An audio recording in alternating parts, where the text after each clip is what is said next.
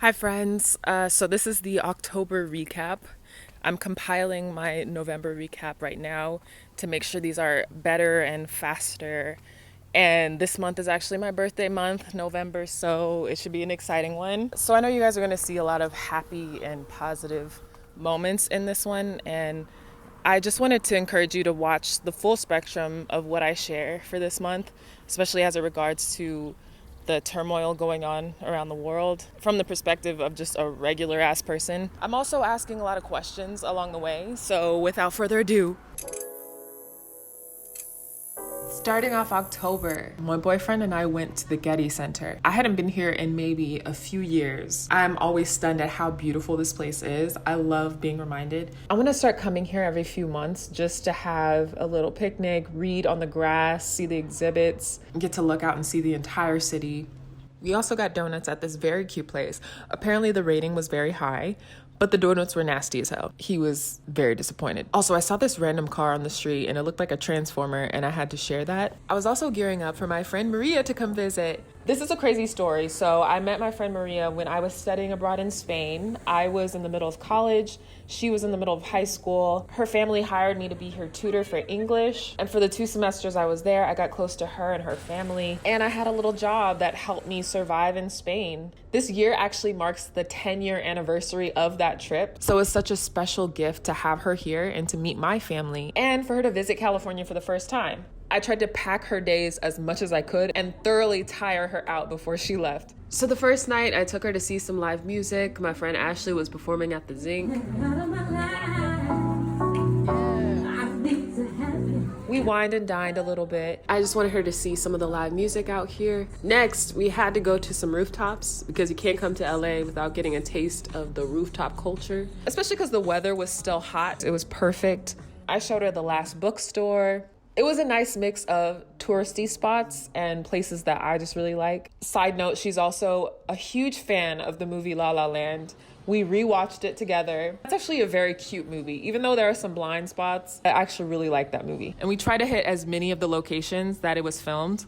I hadn't been to the pier in Santa Monica since maybe I was 15 years old. It was wild being here again and all the memories of being around the popular kids when I was younger, coming into LA and seeing them flex about whose parents could afford Dippin' Dots. It was a wild time. It was just cool to re-experience going on the roller coaster and the Ferris wheel. And she really wanted to go see Beverly Hills, which I get because if you're in LA, you want to see all the places where all the movies were filmed at, and Beverly Hills is definitely one of those spots. I got to meet the owner of Chanel, and Balenciaga said they personally wanted to start a line inspired by me. But you know that's not true. We window shopped, barely looked security in the eye, and tried to get the clout from just being in that vicinity. She also had her first celebrity sighting, this DJ that I didn't know, but apparently is very famous. I'm just out of touch. Later on, I introduced her to my boyfriend, and they both happened to be tennis pro superstars. He was happy he finally got to practice with someone who actually knows what they're doing, and she got to play in the California sun and get some practice in before an upcoming match at home. It was two of my worlds colliding in the wildest way, and I thought that was really cool. Later that night, we got to see more live music. This cute jazz spot in this hotel in Hollywood. They have this theory about jazz spots and the people who go to them, especially in Hollywood hotels, that I'm gonna share with you guys at some point. Just remind me in the comments because it was hilarious. Next on our Explore LA list, we went to Universal Studios. Last time I came here was actually 2021,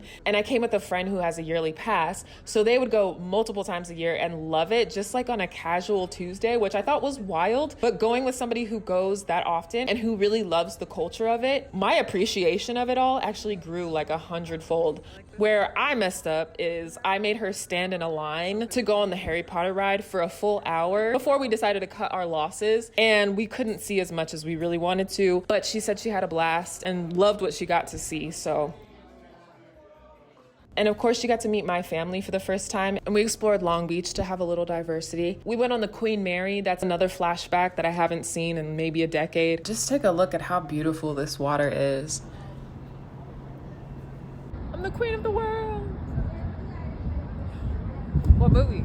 My mom didn't know the answer. Anyway, Griffith Park, also a La La Land location. We got to see the Tesla coil, and this is definitely a place I want to take more advantage of, just living in LA, especially for free 99. We also went to Hermosa Beach. That's where Ryan Gosling sang City of Stars, are you shining bright for me? They also had a plaque saying that they filmed it here too, so it was legit. And this ended up being on our last day together. We sat by the water, we took in all the waves, because back home for her, she doesn't get to see the ocean very often. Then we said our tearful goodbyes. Mi hermanita española. This whole trip inspired me to just do a lot more in my life that I had been procrastinating on. Not only the things that I had on my list before she got here, but she inspired me to really dig deep into my Spanish. Do y'all want to see me do a full video in Spanish? Because I think that would be a great challenge. Let me know in the comments if you want to see me embarrass myself and impress you all at the same time. And of course, I can't finish out October without talking about Halloween. That was in combination with two of my fine friends' birthdays. So for this night, the costume I was most proud of, I took a stab at being, wait for it, Bianca Del Rio. Because I've been on a drag race kick and I just finished season 6. I'm now on season 5. Yes, it's backwards, but most of it is spoiled for me anyway. So it's about the journey, not the destination. So back to real life. This vacation, staycation for me has been an incredible shift in perspective about how much I need to light that fire under myself. I hit the ground running, started shifting my patterns, holding myself more accountable. The key has been accepting the small victories and letting myself take it one day at a time. I think that's a slogan for AA, but it actually could apply to anything if you try hard enough. So also this whole month, there's been so much turmoil in the world. I spent a lot of this month gathering all the information. It's ridiculous how much propaganda and false information is out there. I think the least we can do is try to make sure all of our information is accurate. The conflict in Palestine, Congo, and Sudan, our world is really going through a historical moment, one of many we've been experiencing these last 3 years. And this is a moment where we really decide who we are.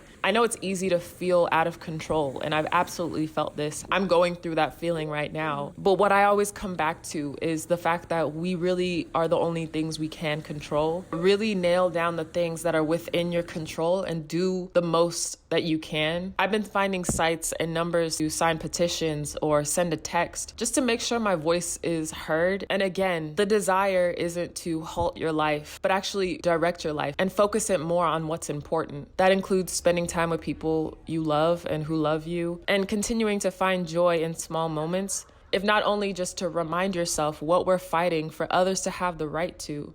The rights to freedom and to joy. These are not things that I take for granted.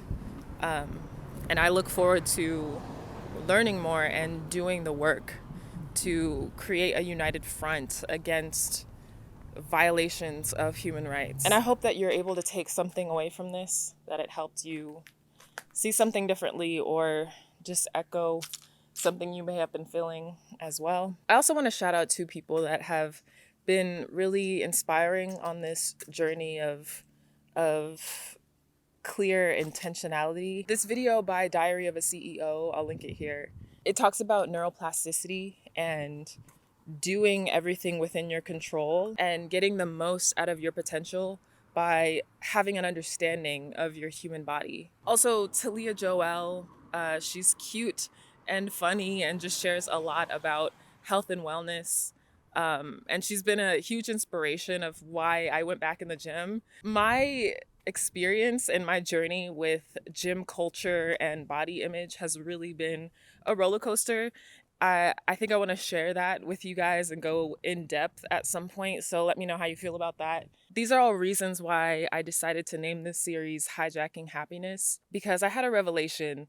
I think we're taught that happiness is something that we wait for to just choose us or fall upon us. But what I learned and what I'm learning is that happiness really is a series of choices. You get better at listening to yourself and, changing your environment, changing the people around you. And you really have control over the happiness in your life. Again, thank you so much for being on this journey with me. I hope you have a beautiful day, week, and weekend. And if you're not able to have a good one, please take every chance you can to make it a good one, even if it's just learning a tough lesson for the day. All right, I'll see you guys soon. Peace.